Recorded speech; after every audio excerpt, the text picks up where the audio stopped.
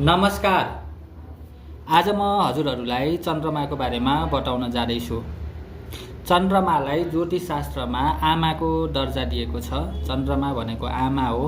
चन्द्रमा भनेको रानी हो। चन्द्रमाको 27वटा श्रीमतीहरू छन् भनेर भनिन्छ र जति पनि नक्षत्रहरू छन् 27वटा नक्षत्रहरूलाई चन्द्रमाको श्रीमतीको दर्जा दिएको छ। चन्द्रमा भनेको आमा हो, चन्द्रमा भनेको रानी हो र चन्द्रमा भनेको 27वटा नक्षत्रहरूको श्रीमान हो। चन्द्रमाको छोरा मानिन्छ बुध ग्रह। चन्द्रमाको छोरा भनेको बुध हो। बृहस्पतिको श्रीमती तारा हुन्छ र बृहस्पतिको श्रीमती तारालाई चन्द्रमाले सेडुस गरेर एउटा आफ्नो माया जालमा फसाएर या बलात्कार गरेर बुधलाई जन्माएको भनेर हामीले पढ्न पाइन्छ।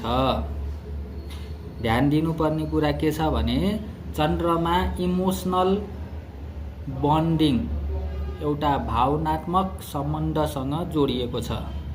त्यही भएर चन्द्रमाबाट हामीले आमा हेरिन्छ, चन्द्रमाबाट हामीले माया प्रेमको कुराहरू हेरिन्छ, इमोसनलको कुरा हेरिन्छ, केयरिङको कुराहरू हेरिन्छ।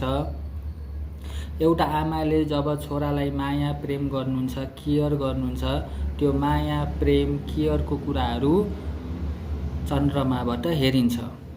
चन्द्रमाको 27वटा श्रीमतीहरूमध्ये चन्द्रमाले सबैभन्दा धेरै माया रोहिणीलाई गर्छन् र चन्द्रमाले अलिकति रोहिणीलाई धेरै माया गरेको कारणले ज्येष्ठा चन्द्रमासँग रिसाएको पनि पाइन्छ। ज्येष्ठा भनेको चन्द्रमाको पहिलो पत्नीको नाम है।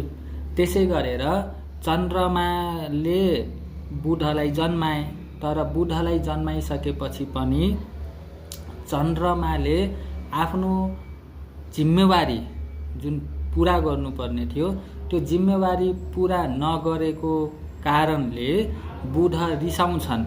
त्यही भएर बुधले चन्द्रमालाई अलिकति मेरो बाबा चन्द्रमा हो भनेर त्यति खासै चन्द्रमालाई माया गर्दैनन्।